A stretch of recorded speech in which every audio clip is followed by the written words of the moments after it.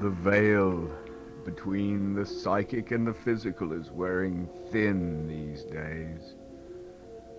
You know those things you see out of the corner of your eye when you're out in the woods at twilight? And the shapes that move in the dark spaces under the furniture? The ones that disappear as soon as you turn to look at them? They're really there. They are hiding under your bed. They live inside the phone wiring. Some of them can get into your head and mutter to you. They want you to believe in them. I assure you that this network will continue to adhere to the high standards we have maintained throughout the years. Thank you. You are about to participate in a great adventure. You are about to experience the awe and mystery which reaches from the inner mind to the subgenius hour of what? Welcome, potential initiates, and remain with us for the next 30 minutes.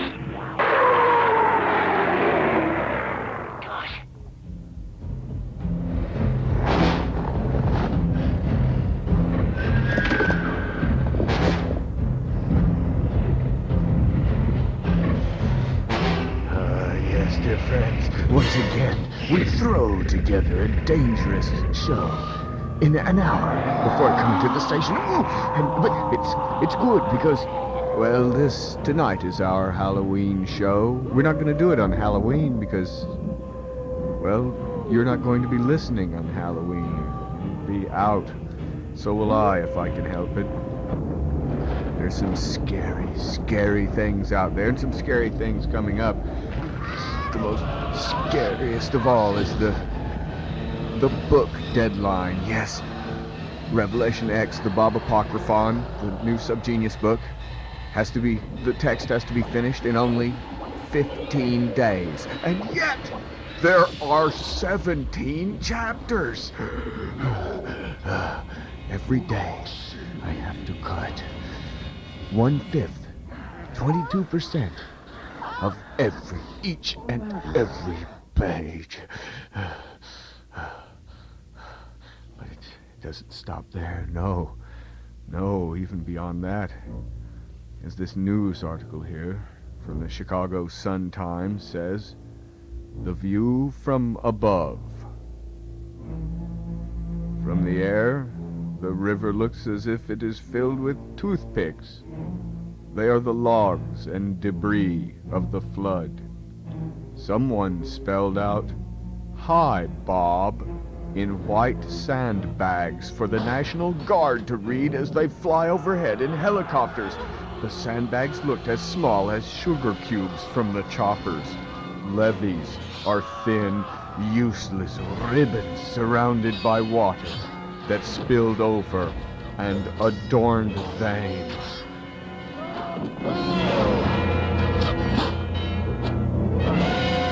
But what was even more distracting news was the fact that this piece of news was one tiny paragraph near the back.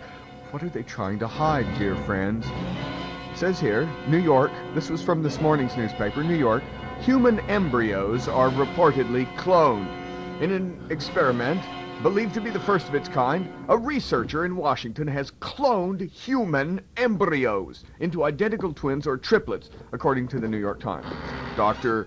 Jerry Hall of George Washington University Medical Center was trying to devise a method to create more embryos to implant when couples do not produce a sufficient number for in vitro fertilization. Dr. Hall wrote that by splitting the embryos into twins or triplets or quadruplets, doctors could try to implant more embryos, making it more probable that a woman could become pregnant. Well, that's just fine. It just means more clones for the clone ritual murders. The real people can live it up. Seen here on view screen 3. There they are. living it up.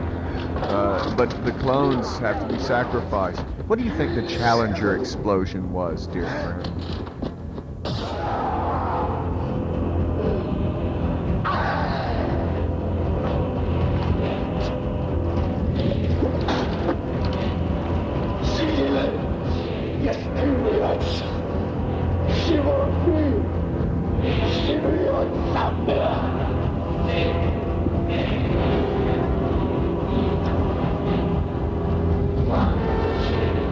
Yeah, well, happy Halloween. The other thing here is Girl Scouts meeting okays altering pledge. Girl Scouts will be allowed to pledge service to God, Allah, the Creator, or to anyone else they please under a measure adopted Saturday at the organization's National Convention. The measure, which takes effect immediately, keeps the Girl Scout promises official wording intact, but allows individual Girl Scouts to substitute for God another word or words that they consider more appropriate to their spiritual beliefs. However, they have to have spiritual beliefs in order to be Girl Scouts.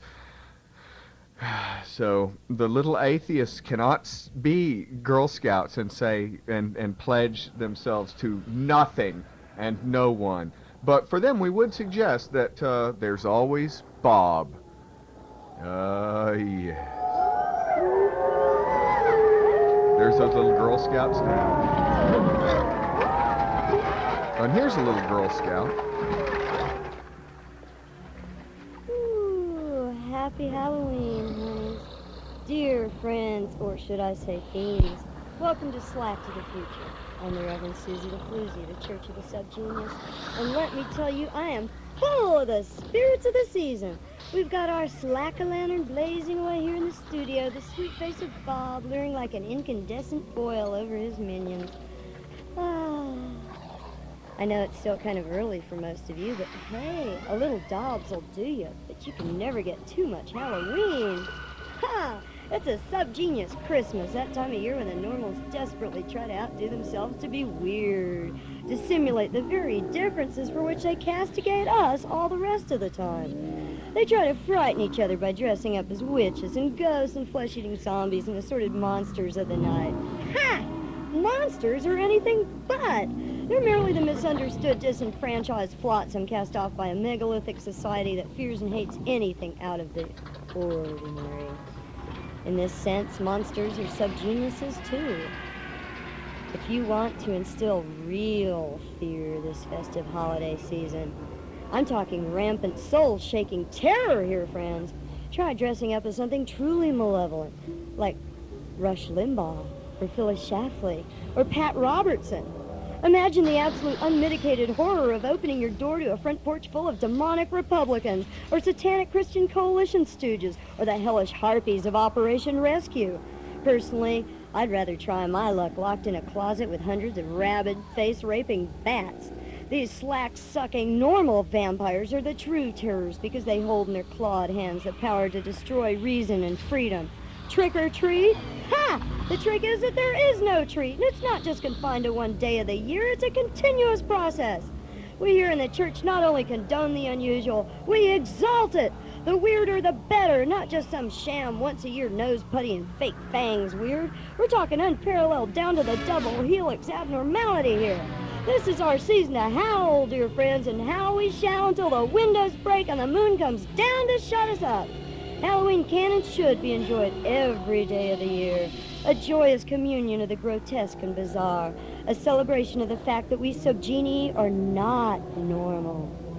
So pull up a cobweb-encrusted chair to your electronic hearthsides as we present the best of the Halloween season. We've got evil on vinyl, sin on CDs, and terror on tape, all for you. And the right rigid Reverend Mike Rowe phone is being winched down from the rafters where he's been hanging upside down since the last show, fueling his lovely, expanded, overman-sized brain with all that nutritious hobgoblin hemoglobin. So while I'm fixing up that special injection to bring him around, listen to this. And if you're not scared enough, just imagine you just woke up to find they're building a Baptist church right across the street from you.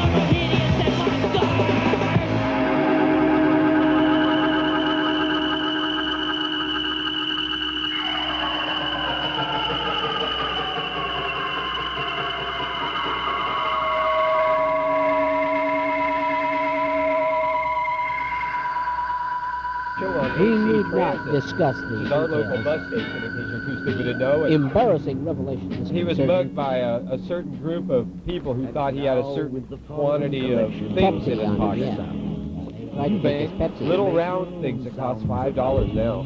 Terrifying. Well, I certainly wouldn't know what the heck you're talking about. Well, they Your thought he flesh was will rolling. beat, your heart will bump, your nerves will paralyze, as you shall hear the strangest things that never met your eyes. They're not that strange, Al. Yes, you will travel into the Great chilling, stuff, thrilling, kids. slimy, haunted radio station. Just sign on the dotted line, little boys and girls. And now you've bought an interest in the Captain Beefheart beefsteak mine. There's a beautiful vein of pure linguine running through these rocks, and I want you boys to have every opportunity to become shareholders in this money-making project. Now, don't bother to read it. Just sign your name on the dotted line, and why, soon you'll be a beefsteak tycoon. I promise you that. No grain. Here, on the sound Dial a Philo.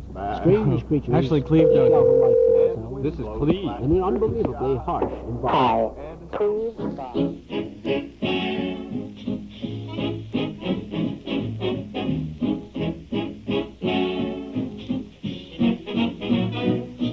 Ooh, I'm the boogeyman, the terrible, horrible boogeyman. I come in the middle of the night and frighten bad little girls like you. Beware, better have a care. I'm going to follow you everywhere. I crawl through the ceiling and the wall and call on bad little girls like you. I'll torture you and haunt you. I've got you where I want you, a victim of my dark and dirty plot. And at the slightest whim, I'll tear you limb from limb. In other words, I'll put you on the spot. Ooh, I'm the boogeyman, the terrible, horrible boogeyman. I come in the middle of the night and frighten bad little girls like you.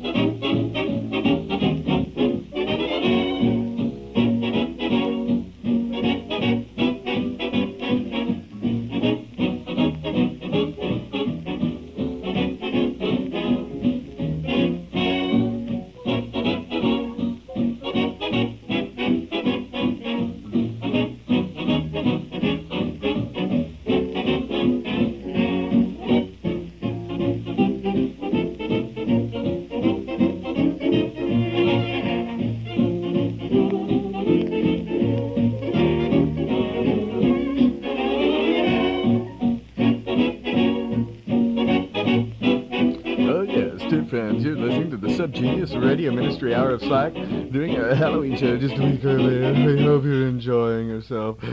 And, yes,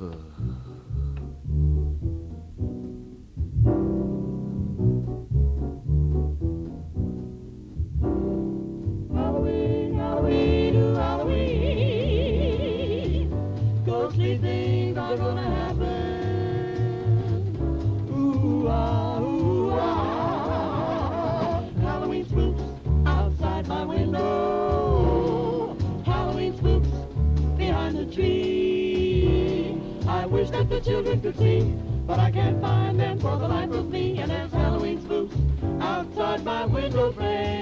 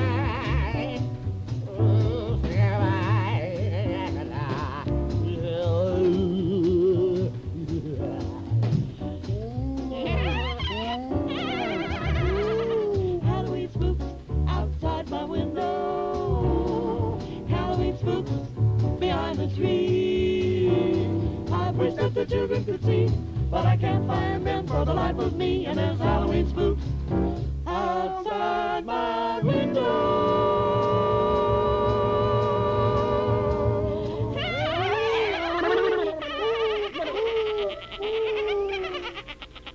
Trick or treat. Yes, dear friends, the Plastic Ono Band. Oh no, that was Lambert, Hendricks, and Ross. An old song, but some wonderful spaz singing. I enjoy spaz singing. Sent in there by Princess Weardo of the Association of Consciousness Exploration up there in Cleveland, where they're listening on WCSB, a noble station, a truly noble station. El Bon Noble DNA Level C. Because, you know, my friends, the wicked spirits are powerful, and the elder gods are intent on keeping men, yetis, and rebel gods from out-evolving them while they sleep, and beating them to slack. So, the elder gods sleep with the sleep of one eye open, interfering with our development from the bottomless pit between the dimensions, and pushing our cultures toward mass human sacrifice, so as to pry open the cleophic opening their doorway. They can see everything on Earth and exert imprecise forces toward us, even to the point of physical externalization. They drive people crazy by whispering into their brains instructions, nonsense, false cosmic revelations, murder directives, etc.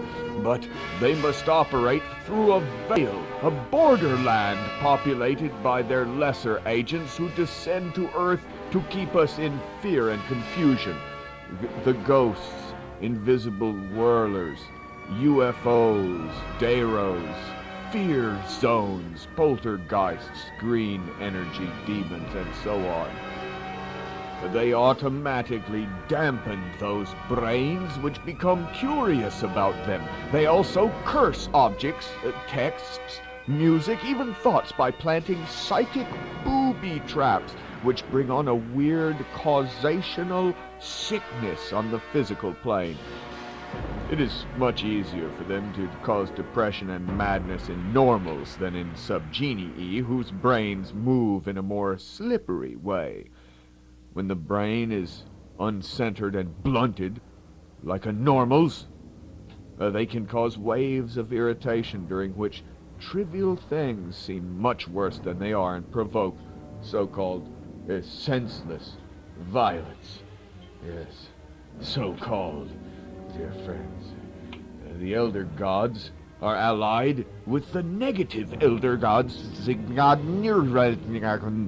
of the negative time stream, both of them seeking to sap the slack force of our universe.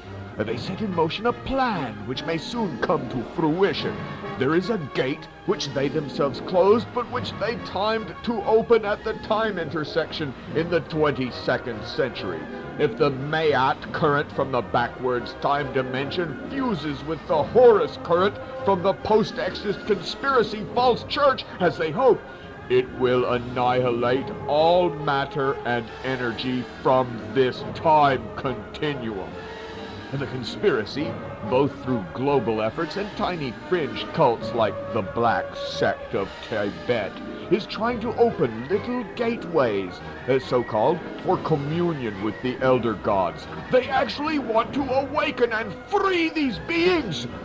All modern-day releases of electromagnetic and nuclear energy help weaken the seal on the bottomless pit.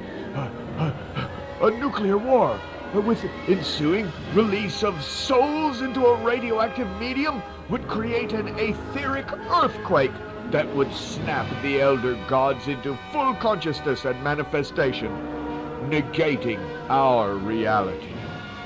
Already they have their collective foot in the door, hence all world chaos, Though nothing can halt the time intersection, we may be able to help the rebel gods to alter its equation so that the opening is too thin for the elder gods to get through. It is a race, my friends, for if anyone but the Exis gain control on X Day, the seal on the bottomless pit will be sufficiently weakened to allow the utter disintegration of the entire cosmos. When the sleeping wake, those now living will not die, and those now dead shall stumble through the cities of madness, whirling electromagnetic energy during the night of Bob. The book shall be rewritten, its pages scrawled with the terrifying writ of the child that has come.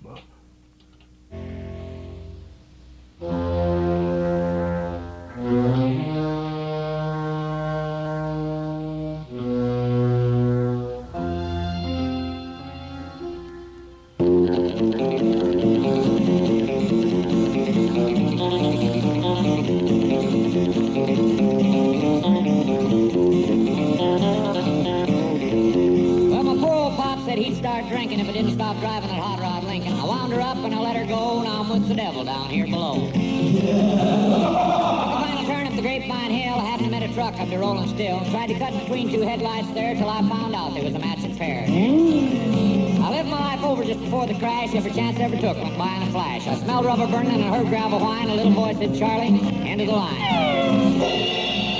While the crash was echoing across the plains, they was tidying up my last remains. Before you could say, "Brody, you're oversized pot," I was down here shoveling, and it's mighty hot. The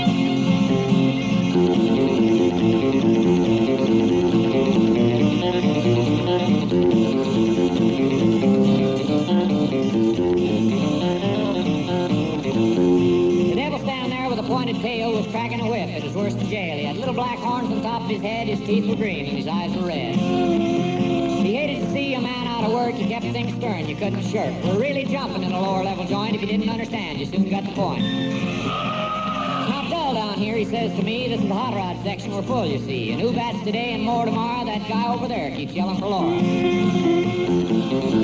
Tell Laura I love her. Oh, shut up.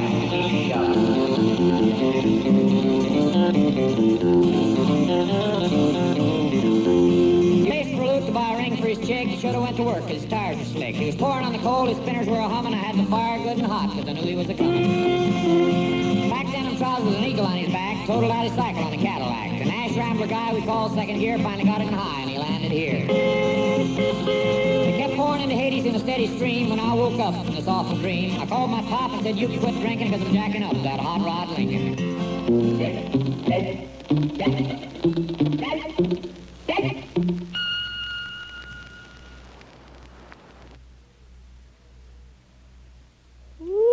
Boy, that's just a little bit of what makes Halloween so special for us subgeniuses. Oh, the wonderful musical lore. We just heard a little snippet from Plan 9 from Outer Space, truly $1 million monster classic. Then we heard Monsters by the Pink Lincolns, who are going to be here Halloween night somewhere, I'm not sure yet. After that was a 1934 tune called Boogeyman by Todd Rollins and Chick Bullock from a wonderful CD called Halloween something or other. London Dungeon by the Misfits, and that last number is from 1961. Charles Ryan and the Timberline Riders doing Hot Rod Hades, their answer to what happens after the Hot Rod Lincoln wreck. But, oh, friends, it looks like Mike's coming around. Wakey, wakey! Yes. Yes, Sister Susie. The broadcasting system and its affiliated stations. Oh, wait. No, we have to stop it there because it's a funny little bit that's coming up, and I'll play that on the side 2 of show. Subgenius Radio Ministry Hour of Slack show. Once again, a show put together at the last minute and partly consisting of pieces from the New Testament, you might say, of the Subgenius Church. In fact, I brought, where is it? Yes, I brought in the contents page so I can tell some of you Subgenius fanatics just what's in it. Actually, it's almost all described on the at the end of the prescriptures in the first book, where it says what we did not put in this book. If you look back there, that's pretty much what this is. There's chapter 1, of course, starts with the pitch, followed by the fine print, and it's truly fine. Chapter 2, the 10,001 essences of Bob, which is inspiring. Chapter 3, on the conspiracy, which will make you mad and very depressed. Chapter 4, the lost gospels of Bob, in this case, the gospel according to Philo Drummond. Chapter 5, Mondo Connie, for women only. I haven't even been able to read it. Chapter 6, Man and the Subgenius. It's a racist, or speciest, you might say. I shouldn't say racist. It's a speciesist tract. 7, Birth of the True Mutants, the subgenius creation myth, original sex among the yetis of Mutantis. Chapter 8, there is only one sin. It's a list of sins and temptations. Chapter 9, Heaven and Hell. We've been reading on that. We've been reading on that last couple of weeks. Chapter 11, UFOs, Gods, and Monsters. That's been tonight. And Chapter 11, Exodus, Survival Instructions for Before and After the End of the World. A history of the future and prescriptures, God happens, victory through hate, cosmic slack versus cosmic pain, and your mission should you choose to accept it, which is a list of compulsory activities for exploiting your abnormality, things to see, say, and do, one might say. Followed at the very end by the epistles, advice and instructions, dogma, and forbidden sciences, rituals, chants, numerology, and Bobby-hating material. So, well, it looks like our side is about done here, and I'm afraid things are different around the station here. I'm going to be forced to play this. Away, away, away, road forever. Has this ever happened to you? You're at home, you're going to sleep, you wake up, your shoes are gone, and you're away on business and you reach for your rubbers. They're gone. Hello, I'm Andy Capt of the Freda Heights Citizens Foot Police with a device that will halt this unwanted theft of your feet coverings. The club foot. Just put the club foot by your shoes as you turn in for the evening. Would-be rubber robbers see the club foot and want no part of your feetly belongings. The club foot fools would-be Podia thieves into thinking your whole foot locker is for the handicapped. It's bedtime. Do you know where your shoes are? Better get the club foot now. Now. He searched the land, this restless land.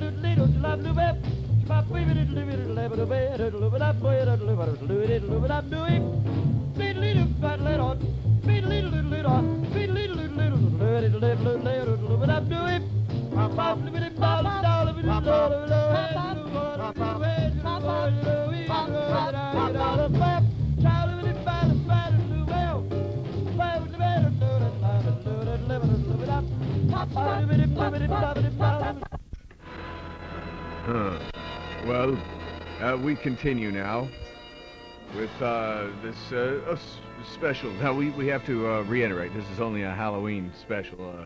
This was broadcast originally on WREK Atlanta. Sister Susie the Floozy sent in this tape of this show that she did with this fellow coming up, Reverend Mike Rofone, with his report. Thank you. Columbia Broadcasting System and its affiliated stations present Orson Welles and the Mercury Theater on the air in The War of the Worlds by H.G. Wells.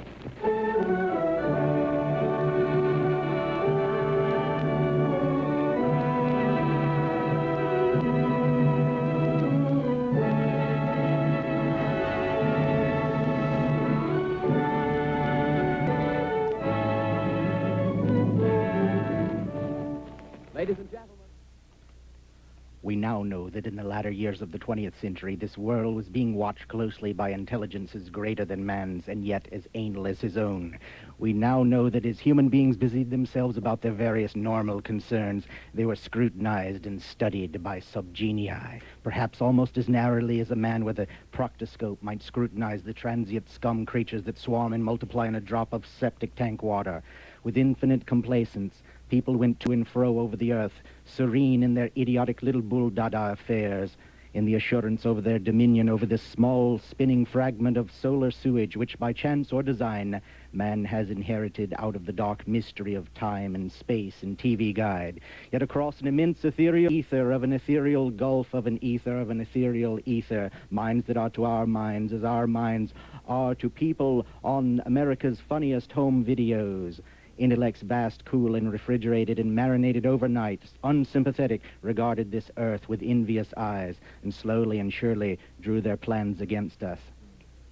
In this particular evening, October 16th, the Crosley service estimated that 32 million people were listening in on radios. We know now that in the early years of the 20th century, this world was being watched. 18 were paying attention. Greater than man, and yet as mortal as his own. We know now that as human beings busied themselves about their various concerns, they were scrutinized.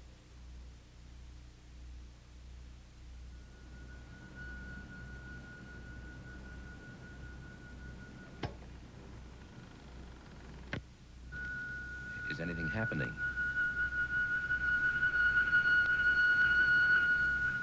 I mean, will you turn the right knobs? I mean, we're on the air. Is that good? Oh, you say we're getting there. Oh, fine. Any minute.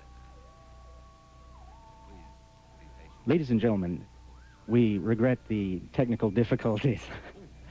We are coming to you live now from the Sperm Bank Science Center in DeKalb County, Georgia, where we are about to observe a night deposit which is going to be made by men from Planet X in Dimension X, zip code Y, subsection Z.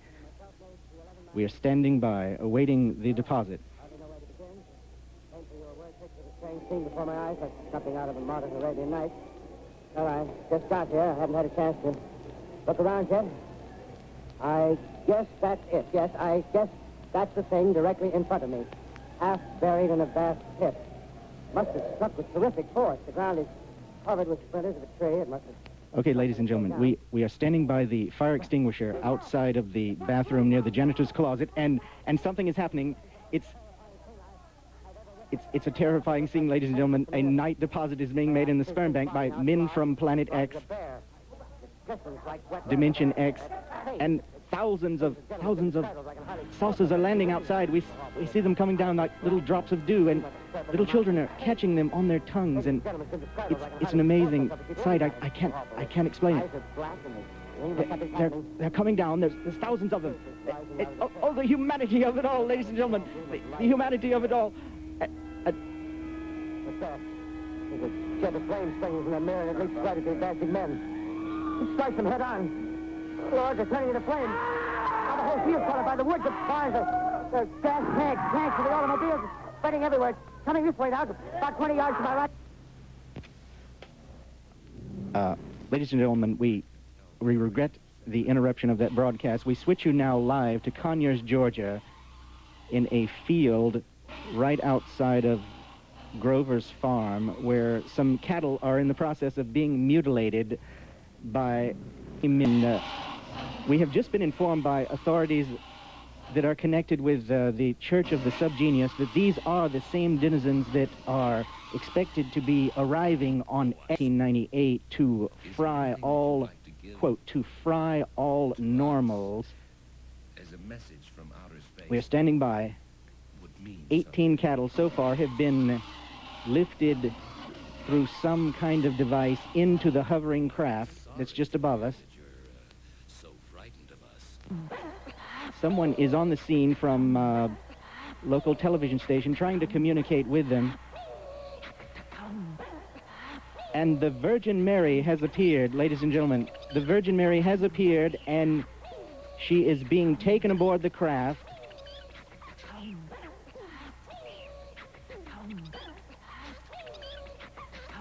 It's indescribable, ladies and gentlemen.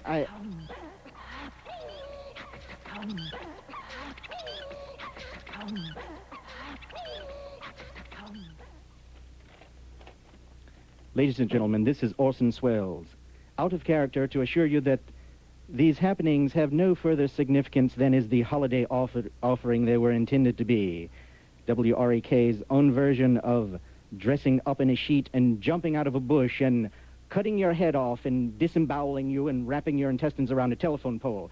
Starting now, we couldn't do that to all of you by tomorrow night, so we did the next best thing. We annihilated the entire world, your entire concept of what the future will hold for you before your very ears, and utterly destroyed WREK. You will be relieved, I am sure, to learn that we didn't mean it and that both institutions are still open for business, unfortunately. So goodbye, everybody, and remember, please, for the next day or so, the terrible lesson you have learned tonight.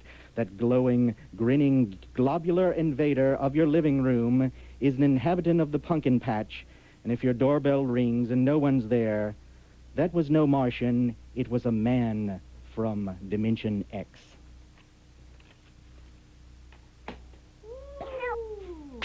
Over the rooftops and down, down, down to the edge of the great misty swamp, where they call the ancient creatures of Halloween Eve. And soon they began to arrive. All the scary, weird, glittering, half-invisible, glimmering, shivery creatures. There were banshees and hobgoblins and werewolves and trolls and monsters and vampires and scary spirits it's impossible to describe. And as the unearthly horde gathered, they filled the great misty swamp with a sound of terror and a chill descended upon this Halloween Eve. Well, we don't have any The talebearer will be at the judgment. I suspect that here will be a special place in hell for such beings. David the psalmist said in Psalms 15:1 and 3, Lord, who may abide in thy tabernacle, who may dwell on thy holy mountain, the man of blameless life, who does that which is right and speaks the truth from his heart, who has no malice on his tongue, who never wrongs a friend and tells no tale against his neighbor. At the judgment, there will be those who with their malicious tongue have destroyed the lives and reputation of others. These gossipers will be cast into the lowest, darkest pit of eternity. Call the next defendant. Kay Bridges to the bar.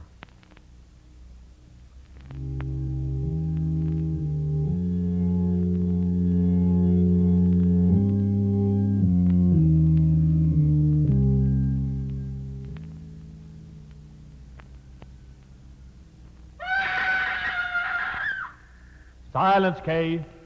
Yes, your hands are covered with the blood of the thousands of souls that you have murdered. But I never murdered anyone. Not with a sword, but you have sentenced 1,000 souls to hell with your malicious tongue. It would have been 1,000 times better had you murdered them with a sword. Oh, no. But I never said anything about anyone except what was true. I only spoke the truth. No, Kay. You spoke that which you wanted to be true. But granting that you did only speak the truth, who gave you license to defame and destroy the character of others? The serpent with his venom and his ire, with his slimy, slithery foes and his noiseless crawl, with his deadly coil and fatal fang, is the only fit emblem of the man or woman who stabs and kills the character of another. Let your own words condemn you.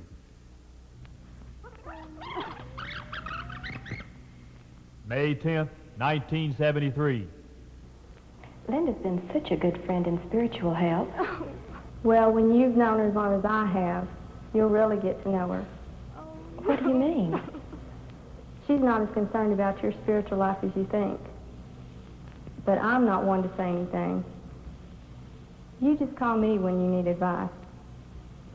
Well, I've got a lot to do. I have to go. Goodbye. Goodbye. Well, I didn't think being a Christian was going to be like that. I don't believe I want any part of it.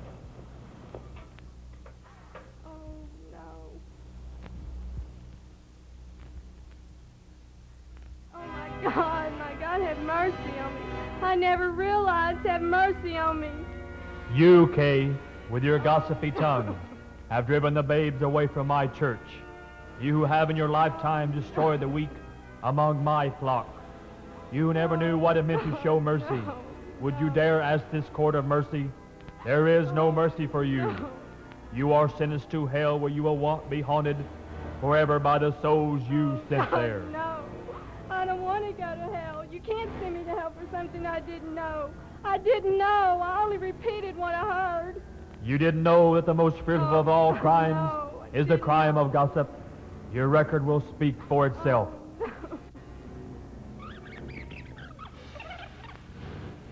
April 7th, 1970. Did you not, Sue, go unto the subgeniuses and mock them and pay not your dues, your mighty $20, going up to 30 1 year from today? No, Kay, whatever your name is, you must be sentenced indeed to face the future. We're going to put you back on Earth and let you live amongst the yakatisma. You know, dear friends, if the exorcists come and find a planet full of pinks, they'll spray the planet for humans, just as we would throw our parasite-ridden dog into a bath of flea dip. If the anti-exorcists, the yakatisma, arrive on Earth first, they will reduce the planet to cinders and probably literally, physically rape it, no matter who is in charge.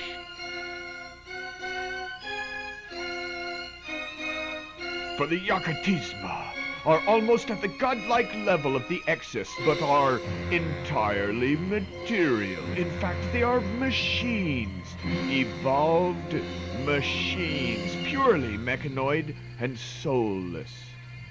No one knows whether or not there ever was anything one could call life inside the yakatisma, but they display such maliciousness that it's hard not to assume there's some perverse guiding intelligence. The yakatisma aren't merely efficient killing machines, they're implacable, deliberately cruel killing machines. They delight in tearing things up. That's their equivalent of sex. Theirs can't just be a cold cybernautic intelligence. They're meaner than any computer could be, which implies a soul, albeit a black or negative soul. Being supermaterial, the yakatisma are the opposite of the elder gods, but function as their hired mercenaries. In size, they are miles tall. Their feet alone could crush entire cities. They can shed millions of what are to them fleas, but which are to us monstrous mechanoid combinations of predator, alien, terminator, and velociraptor, all rolled into one to the 10th power, bristling with chainsaws, razor blades, machine cannons, and can openers. Enough of them could take anything apart, even a small star. The yakatisma are able to transform themselves into energy for traveling between stars and galaxies, but they have to recharge on life force. That is when they are most hazardous, for theirs is a victim-powered, faster-than-light drive.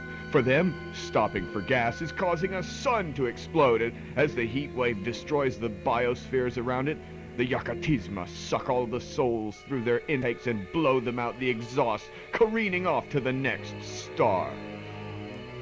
One yakatisma can tap up to 1 solar output per unit. Collectively, They probably require the equivalent of a dozen large spiral nebulae a day.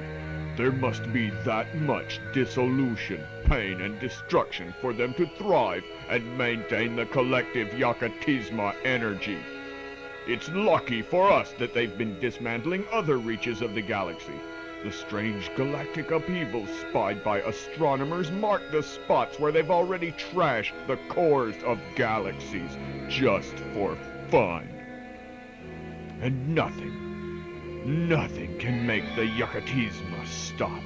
They exist only to take other things apart and build crueler, colder, and harder yakatisma out of them. They turn whole planets into machines that tear each other into tiny particles. They won't quit until they've taken everything apart. They are a destructive force so powerful it has become a creative force. They cannot merely make things cease, but must break them down and remake them into ever bigger yakatisma, capable of decimating even larger things and making themselves yet vaster, and so on and on for perpetuity. The concept of souls apparently irritates the yakatisma. They don't like intangibles, unquantifiables, but they relish human hate. And that's something they can understand. They find that they can be much more destructive while high on compressed hate. Only a very few mega-vreedies of hate can inspire a single yakatisma to level the central part of a galaxy. Unfortunately, whereas the Exes prefer their soul refined and delivered by Bob in little cylinders, the yakatisma are wont to run berserk across the face of a planet, literally sucking and nobbling the fear and hate out of the inhabitants, geometrically increasing their fear. The better for the yakatisma to feed.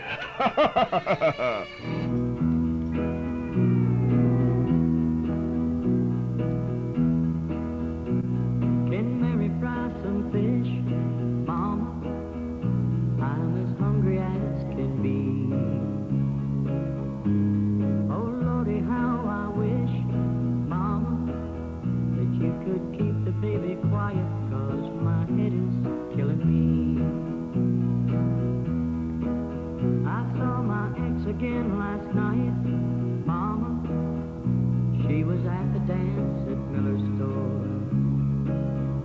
She was with that Jackie White, Mama, I killed them both, and they're buried under Jenkins' sycamore. You think I'm psycho, don't you, Mama? Mama, pour me a cup. Psycho, don't you, Mama? Get better, let him lock me up. Don't hand me Johnny's pup, Mama, 'cause I might squeeze him too tight. I'm having crazy dreams again,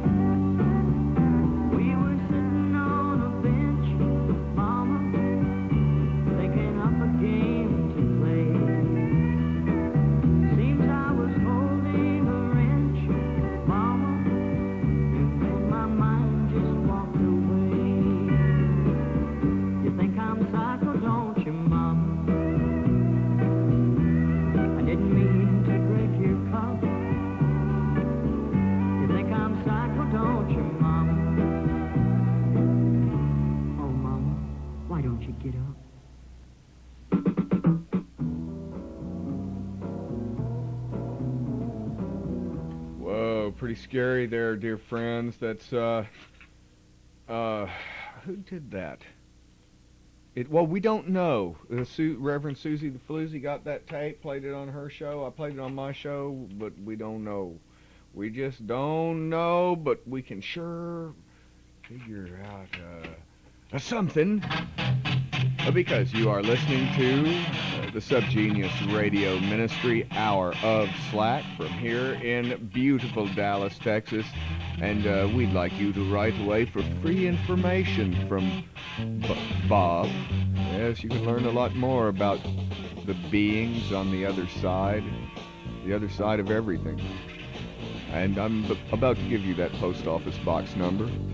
Please take that pen and pencil. Why, you know, a self-addressed stamped envelope would really get you the fastest service. And just write to Bob at Post Office Box 140306. That's P.O. Box 140306 in Dallas, Texas. 75214. 75214. So what a lovely number. I like to say that so much, but I'm going to shut up and just let you listen to Doctors for Bob here in the background for a minute, because they're Doctors for Bob.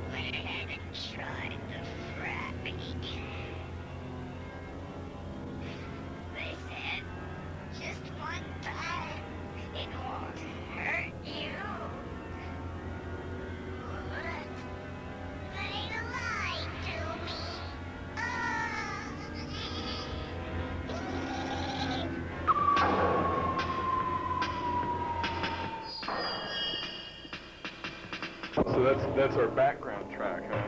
Yeah, what I need. Herb Alpert at 16. What I need to do is make a, I don't know what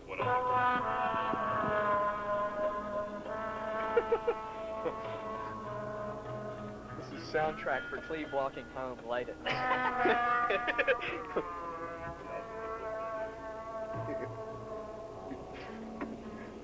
The lonely Cleve walking home late at night. He's had, well, you might say, one too many. And suddenly, he ran into the brick wall. Oh, my head. Oh, what happened? Where am I? The last thing I remember, I was trying my first hit of frog. Oh, what has it done to me? I never should have joined that church. It was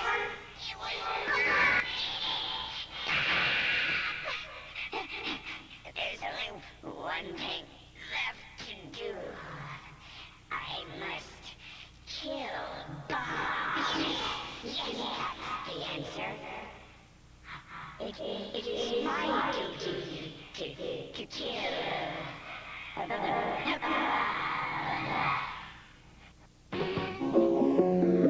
In fact, just to prove to Bob that he's his own master, he informed him defiantly that he'd be taking his first acid trip that very day. Bob was disturbed. What was happening to Chuck and the others? Simple. Acid.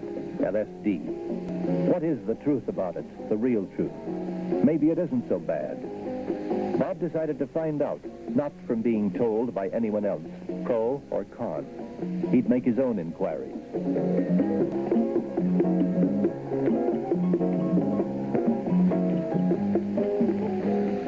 library provided ample scientific information about the drug itself.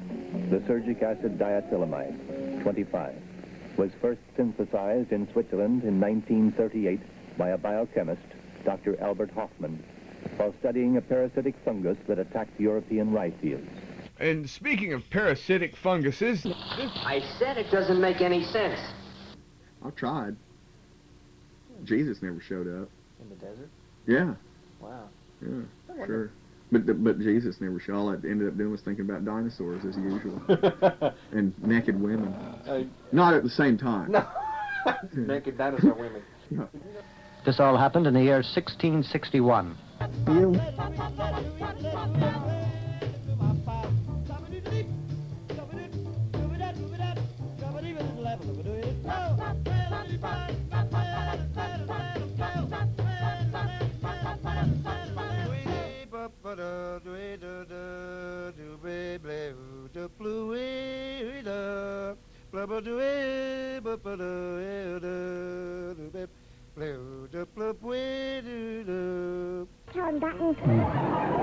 kids, calm down. Buzzing evidence will be here in just a minute. What are the... このテープはコルグモノポリーの was on forever. And what about Philo, too? Okay, figuring Philo machine now. Beep. Is this the Philo-Drummond triangulation device? I'm afraid so. These are Philo's ashes. Well, this whole bank of instruments seems to be calibrated by Guy Duell. Okay, figure in Guy Duell now. This is the first lay of the rest of your life. My whole Oh, I see. No, that was Frank Bent. Oh, wrong Frank code here. Bent, the fake everything, the fake Guy Duell, the fake show. Fake everything. I mean, why did they even try? Why don't they just go to sleep? Today, I can tell. Yeah, fake old stoopy show. But what happened to that peanut pad who was going to play the organ for us? Sounds all edited and... Oh, well, here, let's, Not that that's great, but I mean... I know. You know, it's just the input on the output. Oh, there he is. Look at that jolly old fellow pounding the keys now. Yes, the show improves as soon as we hear the dulcet sounds of Marvin at the organ again. And brilliant light blaze into my distended pupils. A little too much clarity and light and love and order and harmony here. It's kind of making me sick, but I asked for it, so I'd better ride it out. Folks, does life get you down? Does it, huh?